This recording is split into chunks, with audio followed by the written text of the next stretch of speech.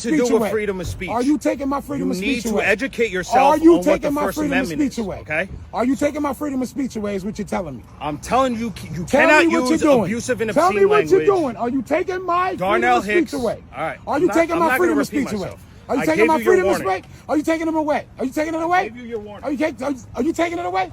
You've been warned if you're using obscene or abusive language on the sidewalk. What is it? You can't be cursing and screaming with their kids and people walking around. You can't do it. Can't do it. Can't do it in public. You've been warned. If you do it again, you're going to be arrested.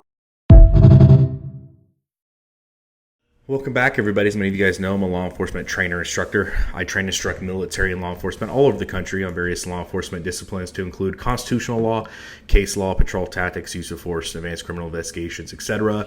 And also, as many of you guys know, I have a law degree. And we're going to be talking about our First Amendment rights. As you can see from this video, it's clear that these cops are frustrated, they're ignorant of the law, and it's really unfortunate because as a law enforcement professional myself, I can tell you, I don't understand why law enforcement feels the need to put themselves at jeopardy, put the well-being of their family at jeopardy to enforce something that is unenforceable from a constitutional standpoint for a person that they don't know, right? For somebody that called on the phone is upset, right? RPs, reporting parties. People call all the time and they want to report something happening. And for me, it's always so much, in my opinion, and this is going to sound crazy, so hear me out. It is so much easier to tell somebody, hey, I get you're calling, I get you're upset. I do not have the constitutional authority to make this person do something that they don't want to do, especially when it comes to their First Amendment right. So I'm not going to.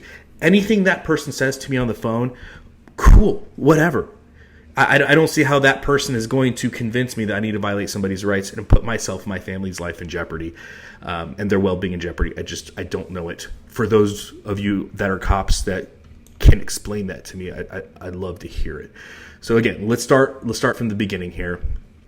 Let's talk about Tormello versus City of Chicago, 1949. SCOTUS, United States Supreme Court, held that a breach of peace ordinance by the City of Chicago that bans speech that stirs the public to anger, invites dispute, brings about a condition of unrest, or creates a disturbance was unconstitutional under the First and 14th Amendment of the Constitution of the United States. Again, Tormello versus Chicago, 1949.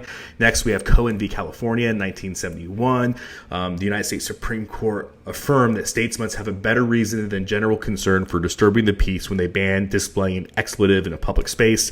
An expletive means curse words, right? Goes without saying. And then our flag burning case law, Texas v. Johnson, 1989. The Supreme Court held that flag burning constitutes symbolic speech that is protected by the First Amendment. SCOTUS further held that freedom of speech protects actions that society may find very offensive, but society's outrage alone is not justification for the suppression of free speech. So speech will sometimes cause people to be unhappy. Cursing makes people unhappy. Talking about a controversial topic makes people unhappy. Preaching the word of Jesus makes people unhappy, and people can be outraged and they can wish to suppress it. But what the Supreme Court has said is just because you don't like it doesn't mean that, number one, it can be suppressed, and number two, doesn't mean that you can take that and then make it criminalized by a breach of peace ordinance, or by, a breach of peace, or disturbing the peace, or disorderly conduct, etc.